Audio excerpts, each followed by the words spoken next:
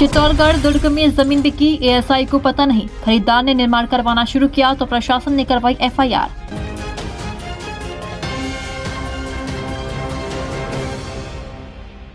नमस्कार, मैं हूं आरती और आप देख रहे हैं आकाशगंगा न्यूज। आइए बढ़ते हैं आज की खास खबर की ओर। विश्व धरोहर चित्तौड़गढ़ दुर्ग पर सालों से अवैध निर्माण और अतिक्रमण जारी है। कई बार नोटिस और चेतावनी देने के बाद भी इनमें कमी नहीं आई है। हालांकि कई परिवार ऐसे भी हैं जिनका दावा है कि वे चित्तौड़गढ़ दुर्ग पर पीढ़ियों से रह रहे हैं। ऐसे ही एक परिवार की ओर दुर्ग क्षेत्र में निर्माण करवाने को लेकर पुलिस ने सख्त रवैया अपनाया है। पुलिस ने प्रताप नगर निवासी युवराज आदित्य सिंह के खिलाफ कोतवाली थाने में मामला दर्ज किया है। 2024 से नोटिस दिए जा रहे थे। एएसआई के अनुसार जिस जमीन पर निर्माण किया गया वह भारतीय पुरातत्व सर्वेक्षण की जमीन थी। एएसआई की ओर से साल 2024 से लगातार नोटिस जारी किए जा रहे थे, लेकिन इसके बावजूद निर्माण काम नहीं रुका। बताया जा रहा है कि जमीन पहले युवराज आदित्य के कब्जे में थी, लेकिन बाद में इसे नीमच के नीलेश भटनागर और अंकुर को 1 साल पहले ही बेच दिया गया था। इसके बाद निर्माण काम भी इन्हीं दोनों व्यक्तियों की ओर से करवाया जा रहा था। हालांकि जमीन की बिक्री की जानकारी एएसआई को नहीं दी गई थी। ऐसे में विभाग के रिकॉर्ड में जमीन पर अवैध निर्माण का काम अब भी युवराज आदित्य सिंह से जुड़े होने के कारण मामला उनके खिलाफ ही दर्ज किया गया। प्रतिबंध के बाद भी नहीं रुके निर्माण काम। दुर्ग क्षेत्र में साल 2020 से निर्माण मटेरियल ले जाने पर प्रतिबंध लागू है। इसके बावजूद पिछले कुछ सालों में कई नए निर्माण सामने आए हैं।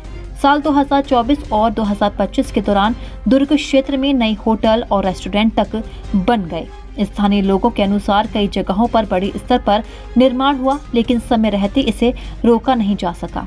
एक होटल परिसर में तो जमीन खोदकर स्विमिंग पूल तक बना दिया गया।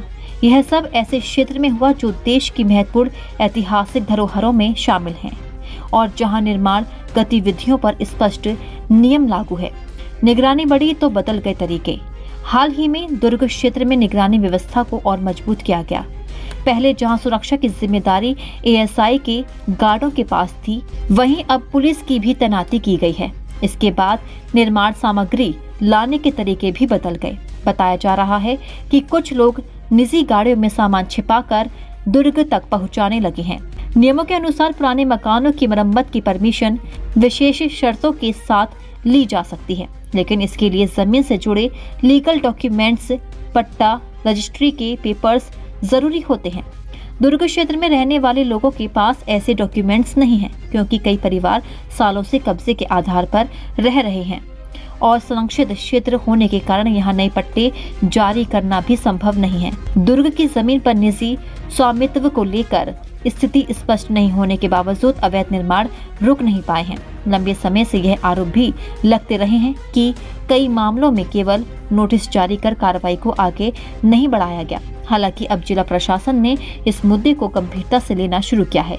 जिला कलेक्टर के निर्देश पर अतिक्रमण और अवैध निर्माण करने वालों के खिलाफ कार्रवाई की प्रक्रिया तेज हुई है। वहीं पुलिस अधीक्षक भी नियमों के पालन को लेकर सख्त रुख अपनाए हुए है। ऐसे में लोगों को उम्मीद है कि अब केवल नोटिस नहीं बल्कि ठोस कार्रवाई होगी और आने वाली पीढ़ियों के लिए चित्तौड़गढ़ दुर्ग की ऐतिहासिक पहचान और विरासत को सुरक्षित रखा जा सकेगा। ऐसी खास खबरों को देखने के लिए बने रहिए आकाशगंगा न्यूज के साथ। आपको हमारी खबर पसंद आई हो तो खबर को लाइक करें, सब्सक्राइब करें व शेयर जरूर करें। आपसे फिर होगी मुलाकात, तब तक के लिए नमस्कार।